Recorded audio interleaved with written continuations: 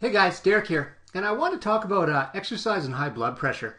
If any of you know my story, my dad passed away at 42 from about his third massive heart attack, and obviously part of the challenge was that he had high blood pressure, some high cholesterol, some other challenges. He smoked, he didn't have the most healthy lifestyle, and so this is one that is always of concern to me, even though I am in good shape and have been for a long time. I battle high cholesterol. It's a genetic thing in my family.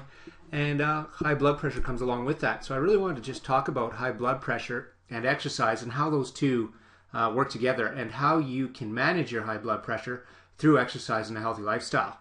So let's get into it. All right, here we go. So basically, if your blood pressure measures greater than 140/90, you have hypertension, which basically is high blood pressure. And it can be a bit unsettling because that will lead to, or can lead to, stroke, heart disease, kidney damage, and a few other diseases and whatnot. And is obviously not very healthy for you. And I'm going to talk about how exercise is going to assist you with your blood pressure and getting it down. So here in the first slide we're looking at, it gets the heart pumping, which leads to a strong heart. A strong heart works less than a weak heart. A weak heart has to pump a lot more to get the blood circulation going through the entire body. With a stronger heart beating less and working less, you have less pressure on the arteries. So that lowers your blood pressure, okay? 1 to 3 months of training consistently can lower your systolic blood pressure equal to or better than meds, okay, which is hugely important. You know, we're in a society now where the first thing that we do as soon as something's going on with us is we usually jump on some kind of med. Our doctor prescribes something for us, but wouldn't it be fantastic if we could just manage a lot of our challenges with our body through natural means? And that's not to say don't listen to your doctor. Always get checked out and make sure that your doctor knows what's going on, and obviously listen to them. But this, combined with what they tell you to do, getting an exercise program in place and working at it slowly, is going to help you even further. And the funny thing is, it only lasts as long as you exercise. So if you stop exercising, you lose a lot of the gains, even if you're completely healthy, fairly quickly. So it's something that you have to continue to do for the rest of your life. But if you can make it sustainable and something that you enjoy, I think that's paramount as well. Something that you enjoy and you can do it the rest of your life, there's no reason that you can't keep your blood pressure under control, get it down to healthy levels. And obviously you're going to be working with your healthcare provider to make sure you're doing it right. Okay, hope that makes sense. So how much exercise? That's what everybody asks me. Start small, right? You need to work up to a certain point. So it would be nice to see, and this is a little bit different than the way I train my regular clients who don't have high blood pressure, because I train them high intensity, not long cardio. I'm actually an advocate of not doing long, boring cardio. But in this particular instance where you have a challenge with your blood pressure and it's high, we don't want to push your heart rate too hard and make it even worse. So no heavy resistance training or anything like that. We just want to get you moving. And if you can work up to about 150 minutes of moderate intensity or 75 minutes of vigorous intensity, I'd prefer to see 150 minutes at moderate intensity until you're very comfortable and your doctor says to go any further.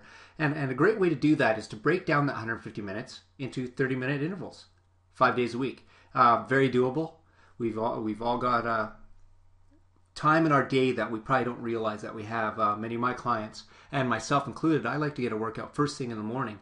And you get it done for the day. You don't have to worry about it. And then you don't miss it because your day gets packed. As the day goes on, you know how it is. Your day gets more full, okay? And if you can't fit that, maybe you can handle 3 10-minute workout sessions each day. I had a friend of mine, a very good friend. He would go on his breaks. He worked for a company here in my city. And on his breaks, instead of going for a smoke break or going and have coffee with the guys or whatever, he would go down to the gym that was in his building and he'd get 10-minute sessions in. And just hammer it for 10 minutes, go back to work. a great way to relieve stress, get out of the office environment, and it enabled him to get 30-40 minutes in a day, okay, which is fantastic and made a big difference for him.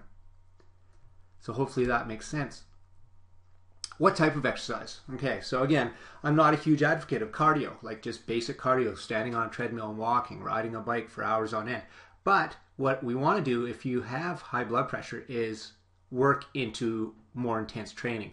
So you want to start slow. So cardio is the way to go at first, okay? Strength training.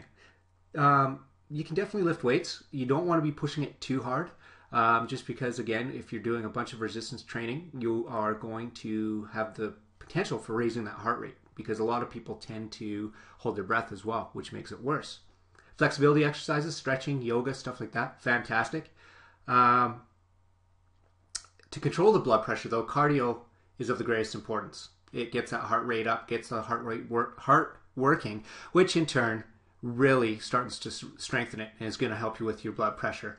I mean, stuff as simple as your household chores. I mean, I'm the stay-at-home dad with my child, as well as a personal trainer and the nutrition renegade and all this other stuff. And you know what? I do a lot of the cleaning, household stuff. And you know, if you do it at a good pace, it can, and you're chasing a 2-year-old around the house, it can get tiring. So that will work as well. Doing stuff out in the yard, that works. All the way up to competitive sports. I mean, just remember, start slow and work your way in. So we always start with baby steps in anything that we do. And it's the same thing I do with nutrition, is the same thing I do with training. We start you slow and then build your way up. Because there's nothing worse than going at 180 and all of a sudden you're like, oh man, that was just way too much. And if you do have high blood pressure, there is a chance that you're going to do something serious, okay? But whatever it takes, get moving and go for it. And the best thing to do is get out and do something that you really like. Take your dogs for a walk, ride your bike, take your kids to the park, whatever works for you, okay? That way it's easier to stick to. Stay safe. So again, this is cover my butt, and there's always the disclaimer, right? Check with your doctor before starting an exercise routine, and make sure that they're on board and it makes sense, okay? Because there might be issues that I'm not aware of and you're not aware of that would make it unsafe for you to do it. So here are some of the key points that you want to look at, and make sure you talk to your doctor, okay? If you're over 40 years of age and male, over 50 and female, if you smoke, if you're overweight, if you've had a stroke or heart attack, you feel dizzy or experience chest pains with physical activity, you have a family history of heart problems, and you're taking regular medications. Exercise can affect the way that your medication works, okay? So it's hugely important.